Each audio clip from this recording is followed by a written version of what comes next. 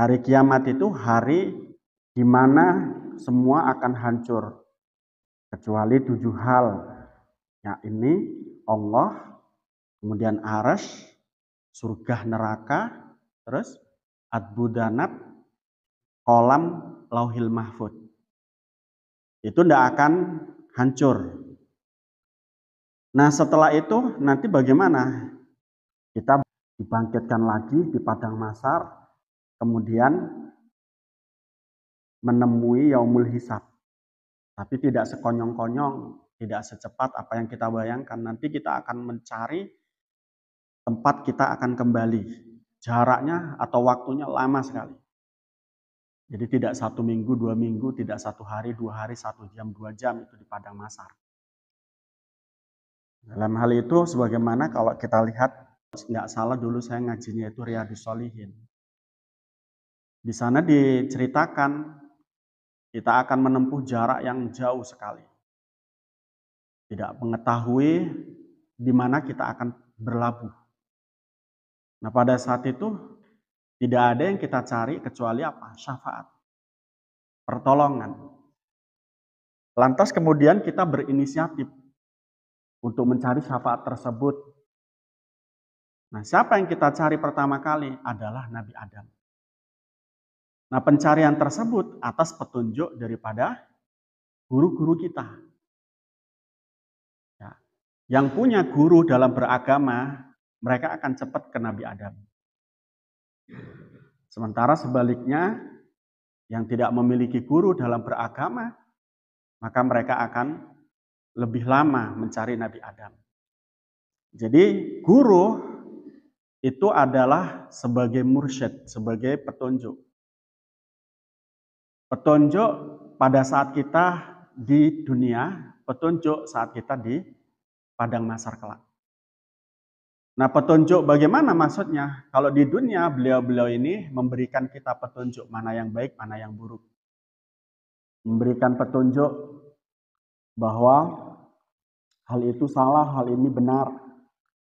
Itu di dunia. Nanti di yaumul mahsyar, di padang mahsyar itu, mereka akan menunjukkan kita kemana kita harus mencari syafaat. Oleh karena itu, jangan sampai pernah memutus tali hubungan terhadap guru-guru kita. Jangan sampai. Saya sering mengatakan itu.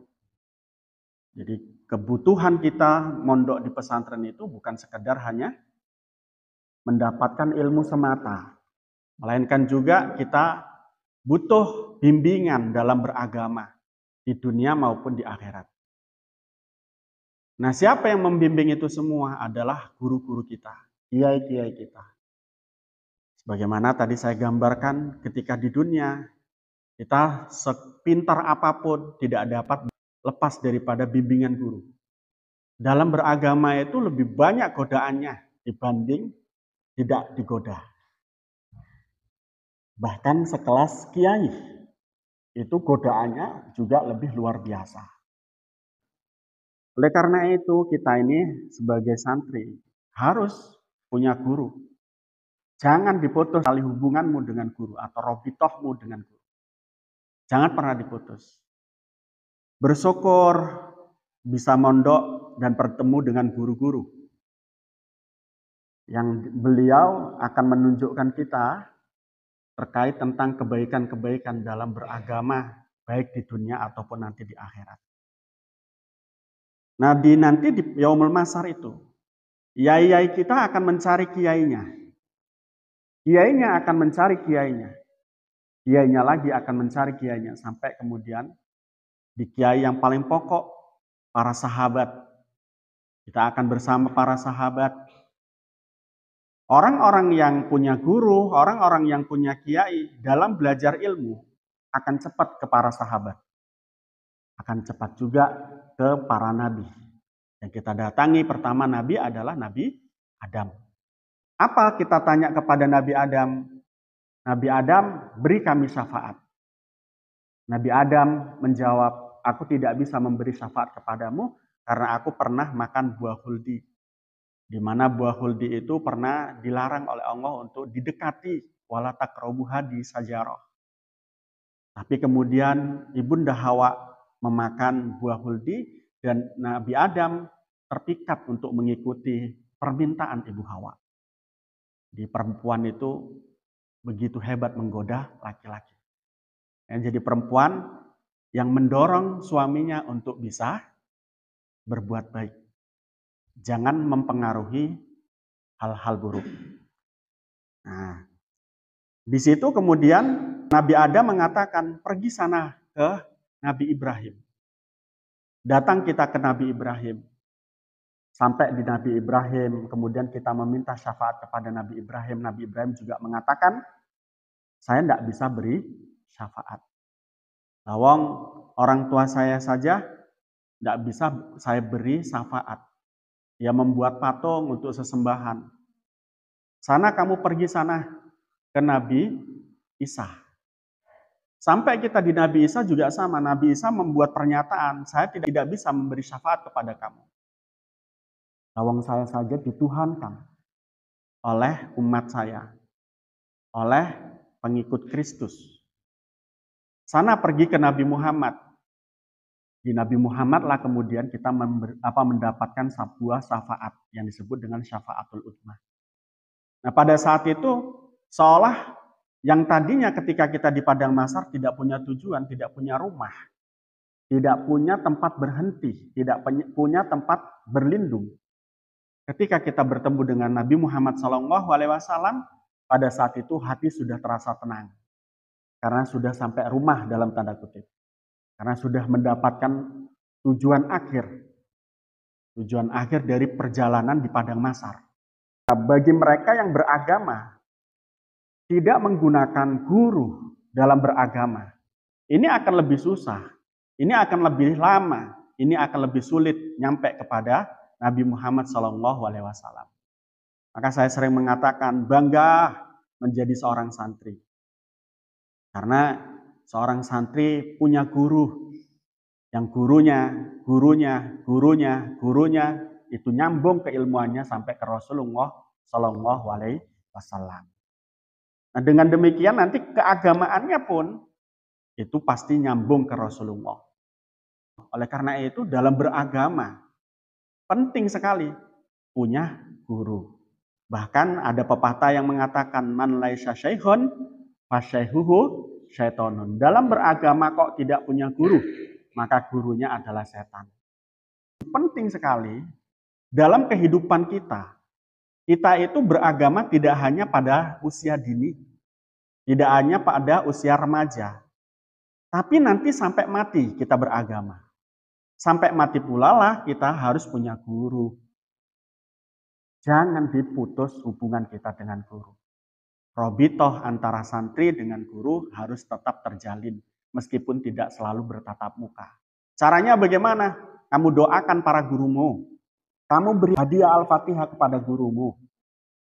Itu adalah untuk menyambung robitoh, meskipun tidak langsung bertemu. Itu cukup begitu. Kirim Al-Fatihah, doakan mereka. Doakan atas keselamatan dunia akhirat. Doakan atas dapat memegang amanah dari umat, dapat memegang amanah dari Allah dan Rasul-Nya. Nah, kamu mendoakan, doa-doa itu akan kembali kepadamu. Doa-doa kebaikan itu akan kembali kepadamu. Meskipun dalam tidak bentuk kebaikan yang kamu doakan untuk mereka. Nah, oleh karena itu ini caranya tidak memutus hubungan. Tetap berhubungan dengan para kiai meskipun tidak bertemu langsung. Nah, santri sekarang tidak. Seolah-olah ketika keluar dari pondok ataupun sudah menjadi apa, itu seolah tidak butuh lagi dengan guru. Seolah gurunya itu tidak menjadi bagian daripada agamanya. Nah, pada saat itulah muncul kesombongan, tapi dia tidak tahu. Muncul kemunafikan, tapi dia tidak tahu. Muncul kesesatan, tapi dia tidak mengerti. Tidak mengerti. Nah, berbeda manakala tetap menjalin hubungan dengan guru. Ilmu-ilmu yang pernah terangkan, ilmu-ilmu yang pernah dijelaskan, itu akan kembali, akan merawat dirimu. Ataupun hal yang notabene kamu belum tahu, kemudian kamu bisa sowan kepada beliau. Itu guru, murabbi ruh, membimbing daripada ruhani kita.